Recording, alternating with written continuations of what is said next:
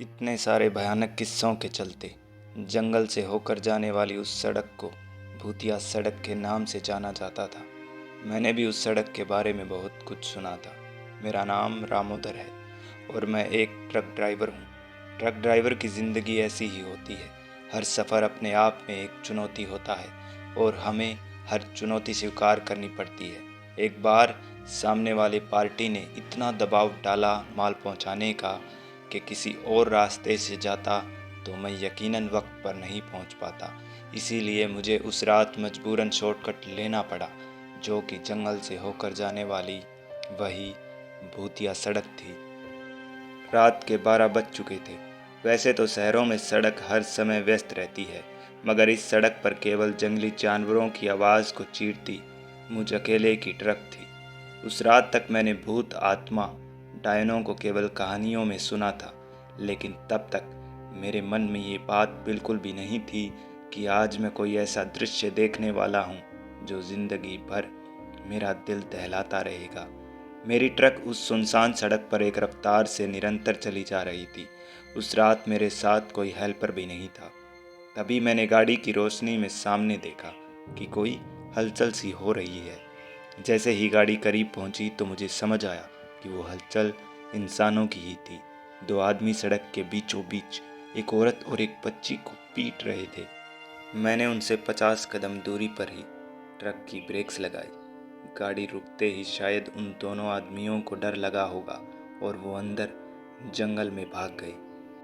मैं गाड़ी से उतरना नहीं चाहता था, लेकिन मैंने देखा कि वो सड़क पर पड़ी औरत खुद को घसीट घसीट कर सड़क किनारे की ओर लेकर जा रही थी और वो बच्ची धीरे धीरे उसके साथ चल रही थी। मुझे लगा उन दोनों लुटेरों ने उस औरत के पैर तोड़ दिए थे।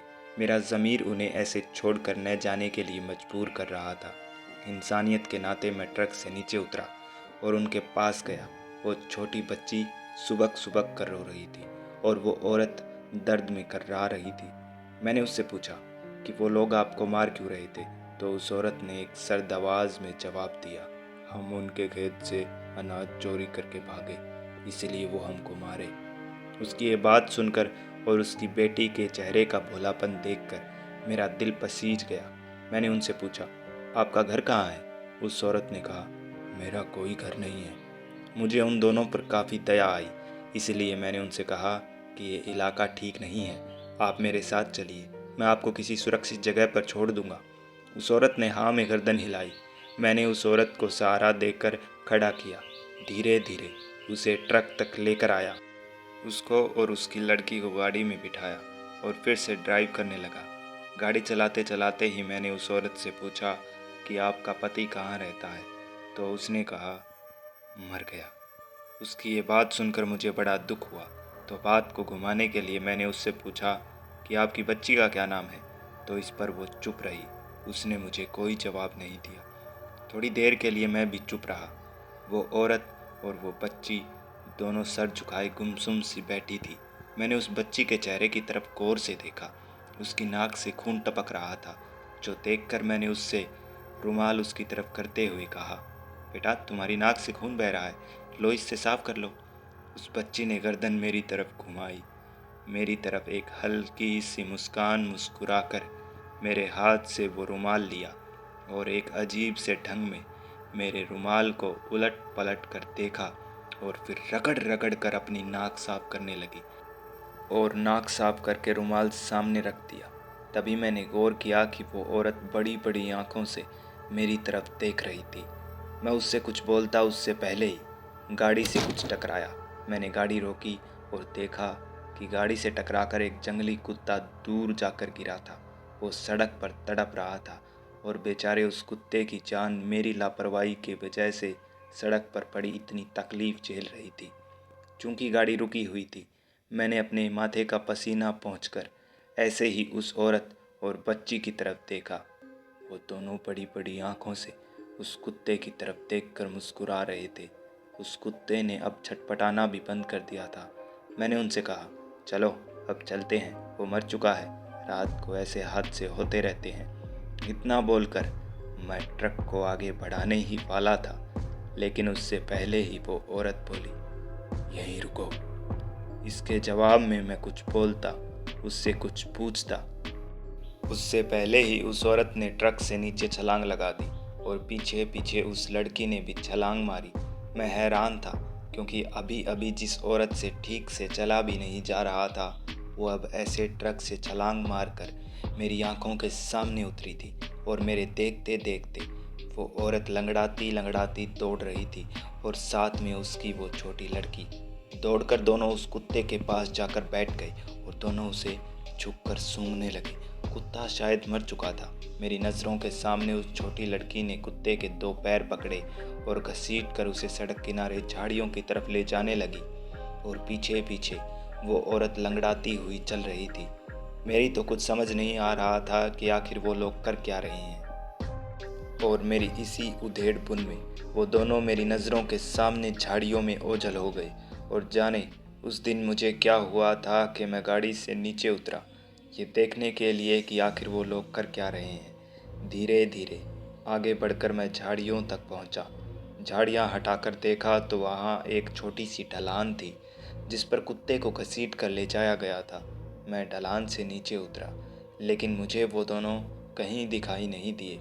मैं इधर उधर नज़रें घुमा ही रहा था कि तभी मेरे कानों में एक आवाज़ पड़ी।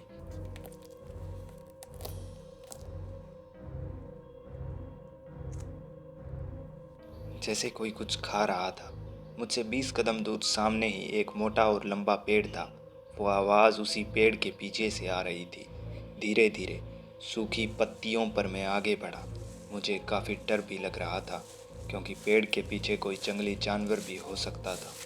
पास जाकर मैंने झुककर देखा तो मुझे मेरी आंखों पर यकीन कर पाना मुश्किल हो रहा था क्योंकि पेड़ के पीछे वो औरत और वो लड़की उस मरे हुए कुत्ते को अपने मुंह से ही काट काट कर खा रही थी। उन दोनों के मुंह पर सिर्फ खून लगा था। ये भयानक नज़ारा देख मेरी रगों में बहते खून की जगह सांप और छिपकलियां रेंगने लगी थी। मेरे कदम लड़खड़ाने लगे थे। मैंने बहुत कोशिश की कि मैं बिना आवाज़ किए पलट कर यहाँ से वापस चला जाऊँ, लेकिन उस लड़की को हाथ से कुत्ते का कुर्ता निकालते देख मेरी उल्टी हो गई,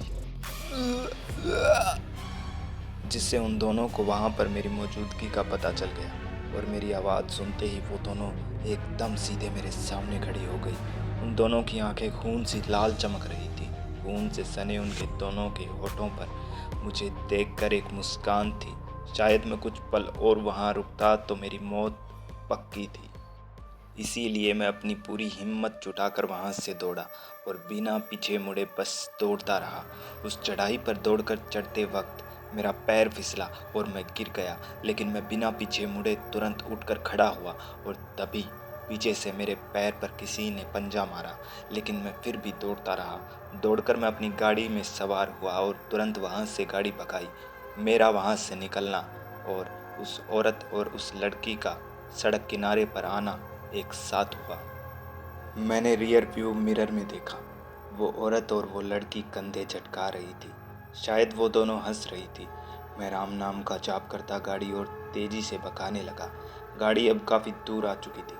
मेरे सामने और पीछे बस वही वीरान सड़क थी। मैंने अब ट्रक ज़रा धीमी की और तभी पीछे से कुछ ट्रक पर ज़ोर से टकराया।